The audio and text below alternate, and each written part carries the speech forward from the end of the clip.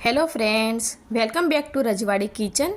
આજે આપણે બનાવશું બહાર જેવું જ એકદમ તીખું, ચટપટું અને ચટાકેદાર એવું પાણીપુરીનું પાણી અને ચણા બટાકાનો મસાલો। આ પાણીપુરીનું પાણી બહાર જેવું જ એકદમ ચટાકેદાર અને ટેસ્ટી બનશે। ફ્રેન્ડ્સ, તમે પણ આ રીતે જો પાણીપુરીનું પાણી આ જ મેજરમેન્ટથી બનાવશો તો એકદમ બહાર જેવું જ પાણીપુરીનું પાણી બનશે। તો તેના માટે આપણે સૌથી પહેલાં પાણીપુરીનું પાણી બનાવશું। સૌથી પહેલાં આપણે એક મિક્સર જાર લઈ લઈશું। તેમાં 2 કપ જેટલી ધોઈને સાફ કરેલી કોથમીર લઈ લઈશું। હવે તેમાં 1 કપ જેટલો ફુદીનો એડ કરી દઈશું। ફુદીનો અને કોથમીર ફ્રેશ જ લઈશું જેથી પાણી એકદમ સરસ બને। હવે આપણે તેમાં 4 થી 5 લીલા મરચાં લઈ લઈશું। લીલા મરચાં તમારા સ્વાદ મુજબ વધારે ઓછા લઈ શકો છો। પાણીપુરીનું પાણી બનાવવા આ રીતે લવિંગિયા મરચાંનો જ ઉપયોગ કરવો જેથી પાણીપુરીનું પાણી એકદમ ટેસ્ટી બનશે। હવે તેમાં 1 થી 1.5 ઇંચ જેટલું આદું એડ કરીશું। તેમાં અડધી ચમચી જેટલું જીરું એડ કરીશું અને અડધી ચમચી જેટલું મીઠું એડ કરી દઈશું। ત્યારબાદ તેમાં 4 થી 5 જેટલા બરફના ટુકડા ઉમેરી દઈશું। બરફના ટુકડા ઉમેરવાથી પાણીનો કલર એકદમ લીલો જ રહેશે। હવે તેમાં અડધો કપ જેટલું પાણી ઉમેરીને પેસ્ટ તૈયાર કરી લઈશું।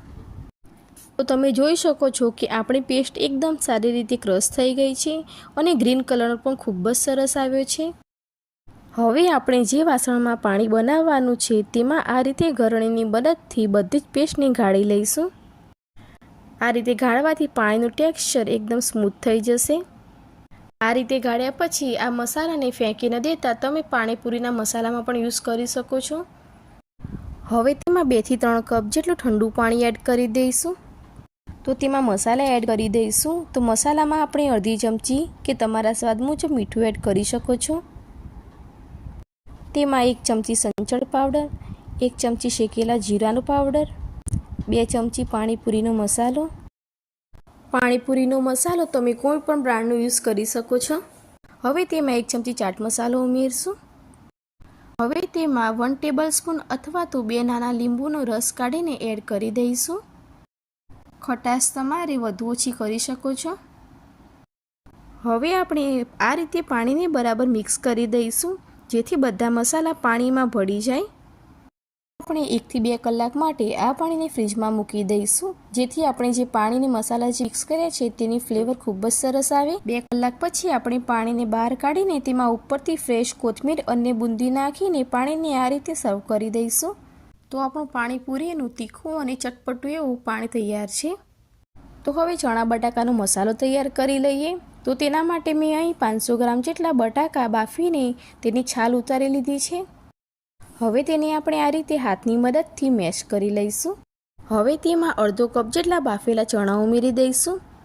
તો ચણાને મેં આ રીતે રાત્રે પલાળીને સવારે મીઠું નાખીને બાફી લીધા હતા।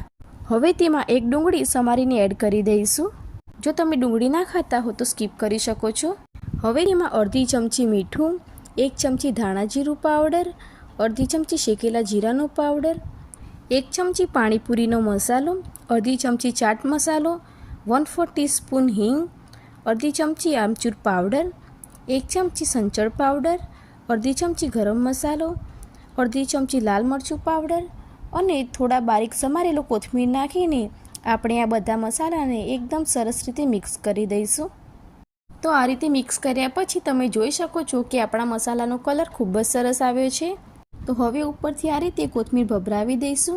તો અહીંયા પાણીપુરીમાં ભરવાનો મસાલો રેડી છે।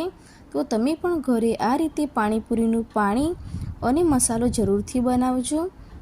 આપણી આ પાણીપુરી દેખાવામાં ખૂબ જ સરસ લાગે છે તેટલી ટેસ્ટમાં પણ ખૂબ જ સરસ બની છે। તો મેં બહારથી આ રીતે રેડીમેડ જે પૂરી મળે છે તે લીધી છે।